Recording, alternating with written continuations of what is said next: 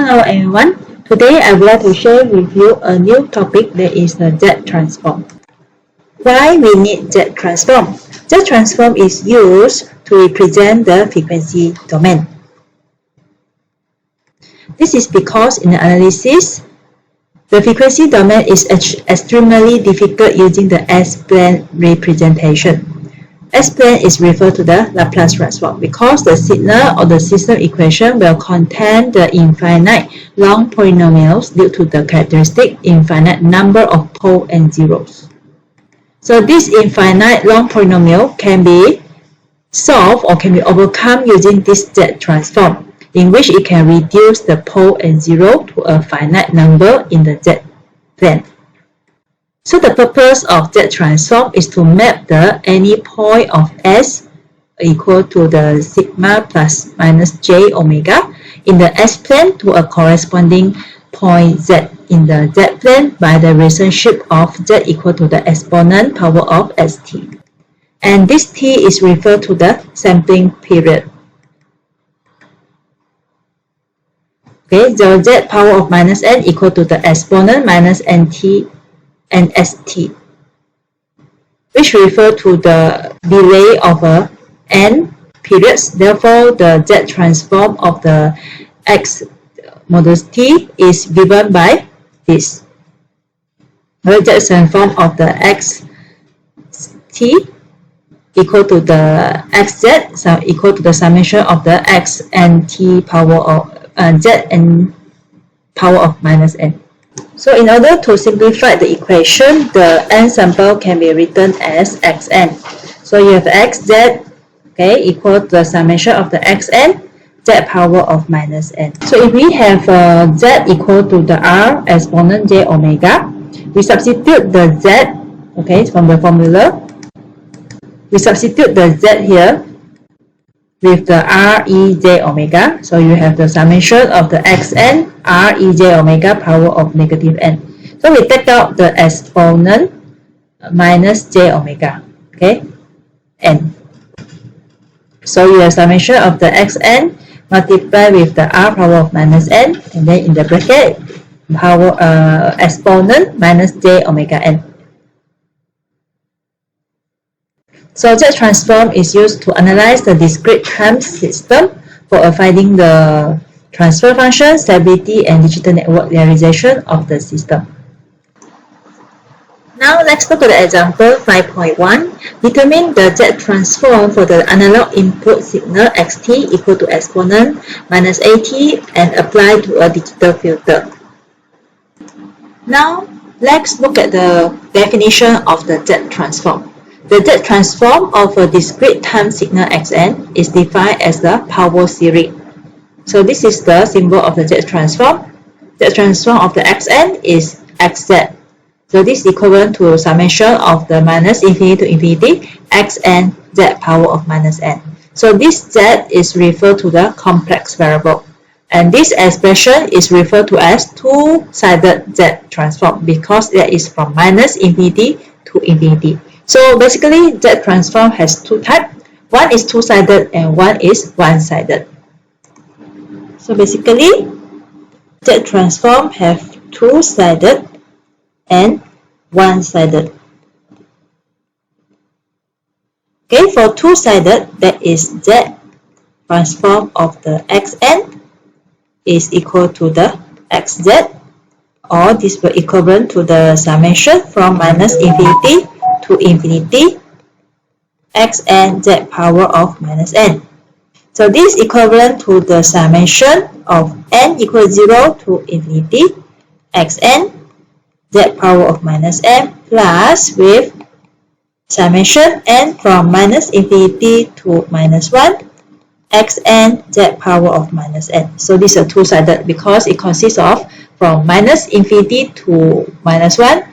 Another one is 0 to infinity. So it's one-sided and another sided. So two-sided. For the one-sided, it consists of causal and non-causal. Okay. For causal, it means that it is from 0 to infinity. Okay. when you draw a graph that is n equal to 0, okay, until infinity. And the formula for the xz is equal to the summation from n equal to 0 to infinity xn z power of minus n. Let's say if I put a value in between 0 to infinity, I take if n equal to 1, so I will have the xz equal to summation n 0 to infinity, I have the x1 z power of minus 1. So this will produce the negative powers of z. Whereas for the non-causal is from minus infinity to negative 1. And this is the graph. Okay, this is negative 1. And start here 0. Okay.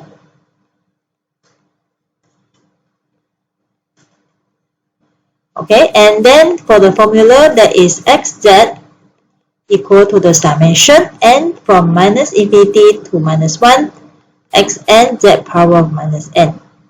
Let's say if I take a value, if n is equal to minus 1, which is in between minus 1 to minus infinity, so my xz will equivalent to n from minus infinity to minus 1 x minus 1 z power of minus 1.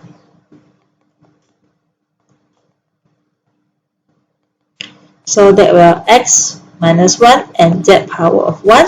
So this produce a positive powers of z.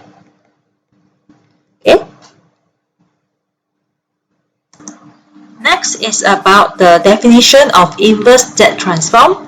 So inverse Z transform is used to recover the original time domain discrete signal xn from its frequency domain signal xt. So xn equivalent to inverse Z transform of the sz. So this is the inverse Z transform. And Z, this one is the location. Next, I would like to introduce to you the region of convergence ROC. So if the output signal magnitude of the digital signal system is to be finite, then the magnitude of the Z transform also finite.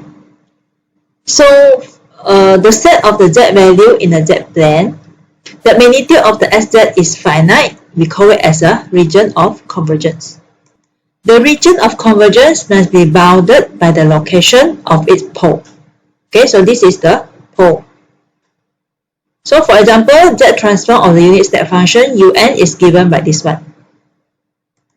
Zeros, okay, if you look at this one, zeros is referred to the numerator, denominator is referred to the pole.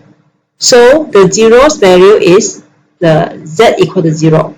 Whereas for the pole, z minus 1, so equal to 0, so z equal to 1. So that is the pole value.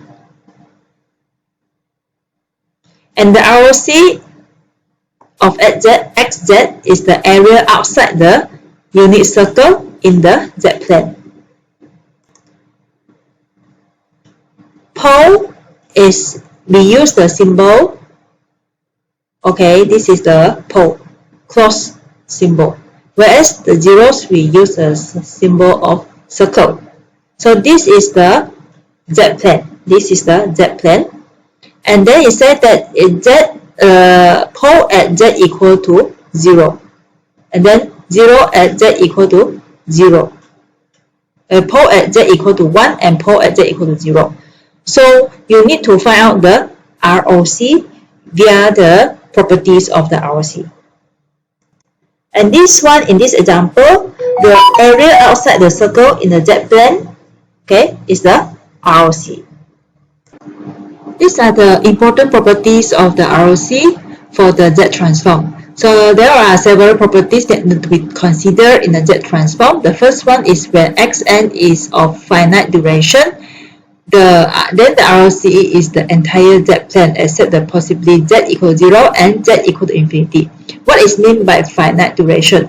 Finite duration means that we don't have the denominator. If you have the denominator, you know the numerator and denominator. So if you don't have the denominator, if you have the denominator, it means it's infinite. If you don't have, there is the finite. Also in property, said that if xn is a right-sided sequence, the ROC will not include infinity. And if xn is a left-sided sequence, the ROC will not include z equals 0. So if xn equals 0 for all n more than 0, the ROC will not include z equals 0. Another property is if xn is two-sided and if the circle z equal to r0 is in the ROC, then the ROC will consist of a ring in the Z transform that include the circle Z equal to RO. So the ROC include the intersection of the ROC of the components. Okay, and if xz is rational, then the ROC extends to infinity. So the ROC is bounded by poles. And if xn is causal, then ROC include Z equal to infinity. And if xn is anticausal, the ROC includes z equal to 0. This is the summary of the ROC for the finite length. If the Z transform is a polynomial, if causal, then ROC is entire Z plane except z equals 0. If anticausal, there is entire Z plane except z equal to infinity. If two-sided, there is entire Z plane except z equals 0 and z equal to infinity. So this is for the finite. And then we go to infinite sequence. Okay, for the infinite sequence, the ROC exclude all the pole location, denominators roots. Then we also have the left-sided and right-sided. For the right-sided, okay, for the right-sided, outside a circle whose radius is the largest pole magnitude of xz, then the ROC is outside the circle of the right-sided circle. And then for the left-sided, okay, inside a circle whose radius is the smallest pole magnitude. So the ROC is inside the circle. Whereas for the two-sided, so the ROC is in between the two circles. Now let's look at the example. Okay, example 5.1, let xn equal to un and evaluate its Z transform. So how we use the Z transform formula to find the Z transform. So xz is equal to the summation n equal to 0 to infinity xn z minus n. Here I use the summation from n equal to infinity, 0 to infinity, because the un, okay, xn equal to un is from 0 to infinity. Okay, so un, the magnitude is 1. So I have the xn is equal to 1 and z power of minus n. So, and I take out the n, and I left z power of minus 1, power of n. Okay, now I compare with the, if you look at the table, Z transform table, the summation of the 0 to infinity, alpha n equal to 1 over 1 minus alpha. So if you compare this one with this one, alpha is referred to the z power of minus 1. So I can use this formula. Therefore, I can transfer to 1 over 1 minus alpha. Okay, so this alpha, I can change to 1 over 1 minus z power of minus 1, because alpha equal to z power of minus 1. And this one is equivalent to 1 over 1 minus 1 over z. Right, am I right? So 1 over 1 minus z, we also can rewrite it into z over z minus 1. Okay, if we time with this one, we time with z. So we will get z over z minus 1. Now we can plot the ROC. Okay, this is the circle for the, okay, this is the pole value. Pole is equal to 1. Okay, so pole, okay, maybe I can write like this first.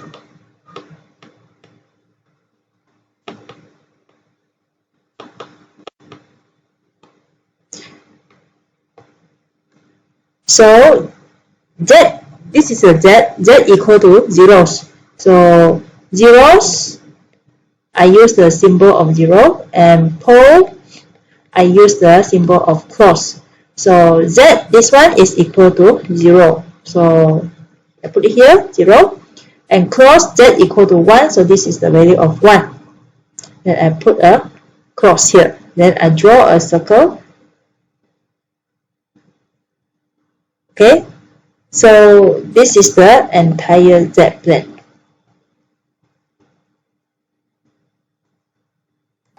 Okay, second question. Let the xn equal to alpha power of n into n. Using the defining relation, find its Z transform and ROC. Okay, so xz is equal to the summation n equal to 0 to infinity, and then xn z power of minus n. So I substitute the value of xn into alpha n. Therefore, I have a summation 0 to infinity alpha power of n divided by z power of minus n. So I take it out, I write in this form. And I compare with alpha power of n. Okay, so means that the alpha is equal to alpha divided by z. So I can use that formula 1 over 1 minus alpha divided by z. This is the same formula that I used for previous example. This one. Okay. So this will equal to z over z minus alpha. And ROC is referred to the modulus z must more than alpha. Okay. Next example is determine the Z transform of the following finite duration signal and their ROC. Xn equal to 3125701. At origin is at value number 5. Okay.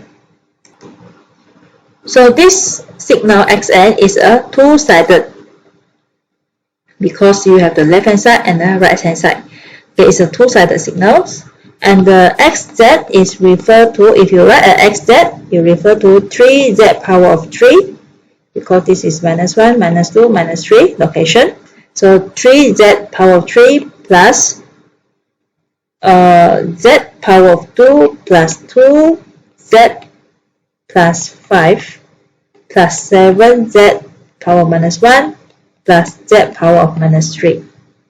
Okay, this is the location 1, 2, 3. Okay, why I write in this way? Because this is referred to the formula xz equal to n from minus infinity to infinity xn z power of minus n.